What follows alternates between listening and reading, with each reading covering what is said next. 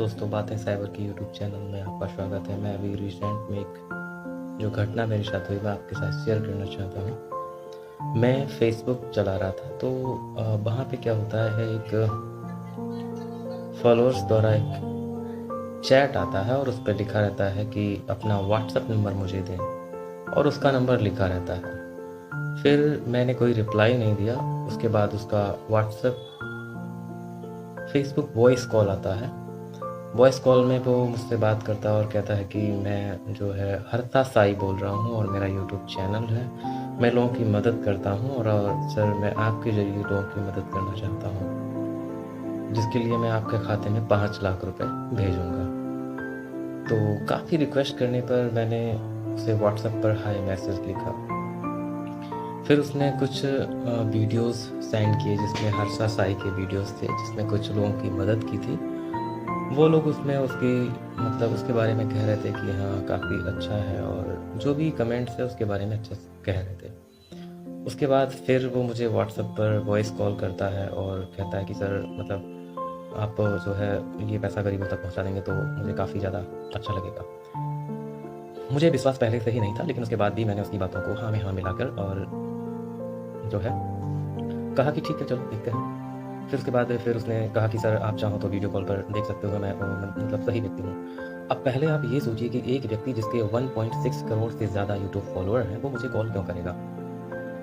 और अगर ऐसा है तो मैं इतना बड़ा मेरा ना कोई चैनल है, ना ही कोई मेरी इतनी पहचान है कि मुझे कोई पर्सनल कॉल करेगा, ना ही मेरा कोई ऐसा कंटेंट है। जब इस तरह का कॉल आया तो मुझे पहली बार में ही ये लगा था कि हाँ, ये जो चैनल ये जो फेसबुक अकाउंट है, ये काफ़ी लोगों के साथ ऐसा करता है। उसके कुछ स्क्रीन शॉट्स हैं, मैं आपको दिखा देता हूँ। जैसे उसने पहला स्क्रीनशॉट भेजा है जिसमें कहा है कि सर आप मुझे अपना व्हाट्सएप नंबर दीजिए, और उसमें नीचे उसका व्हाट्सएप नंबर लिखा हुआ है, आप देख सकते हैं।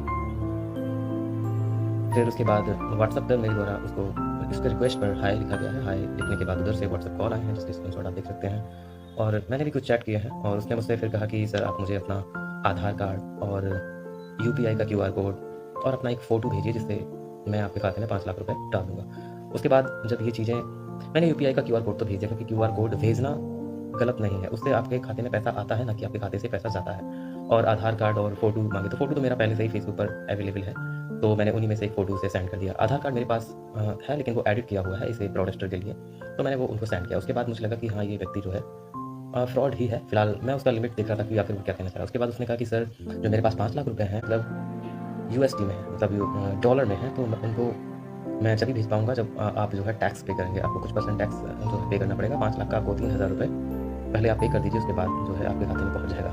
अब आप सोचिए, जो व्यक्ति हेल्प कर रहा है वो 3,000 रुपये मुझसे क्यों लेगा? जब उसको टैक्स ही देना है तो वो खुद टैक्स देकर आफ्टर टैक्स टैक्स पे करने के बाद वो पैसे मुझे दे सकता है, लेकिन क्योंकि वो फ्रॉड है। फिर उधर से उसने बार-बार रिक्वेस्ट करके कहा कि सर आप एक बार मुझे वीडियो कॉल पर देख लीजिए। फिर मैंने उसे वीडियो कॉल पर देखा, तो वीडियो कॉल जब स्टार्ट हुई व्हाट्सएप पर, तो मैंने अपना फिंगर वहाँ पे लगा लिया था कैमरे पे, ताकि जो है जब तक वो सामने ना आए तब तक मैं उसके सामने ना आऊँ। उसके बाद क्या हुआ, उसने प्री रिकॉर्डेड हर्षा साई की जो वीडियो थी वो प्ले की, और पीछे से अपनी आवाज़ जो है उसी वीडियो के लहजे से बात कर रहा था कि सर देखिए मैं हूँ, ये हूँ, वो हूँ। लेकिन असल में वो हर्षा साई नहीं था, वो कोई फ्रॉडस्टर था, क्योंकि उसकी आवाज़ ही अलग थी। वो पूर्वांचल से उसका नंबर था, और क्योंकि हर्षा साई मैंने अक्सर उसकी वीडियो तो नहीं देखी है, लेकिन अभी हाल ही में मैंने उसकी वीडियो देखी है। वो इस तरह कभी किसी को कॉल नहीं करता है, और ना ही इस तरह से टैक्स के रूप में पैसे माँगता है। तो कृपया ऐसे फेसबुक पर जो चैट्स हैं उनसे सावधान रहें। और व्हाट्सएप कॉल कटने के बाद जो है मैंने open source internet provided tools हैं जो, उनके द्वारा मैंने उसकी डिटेल्स चेक की, तो बहुत सारी डिटेल्स फर्जी थी।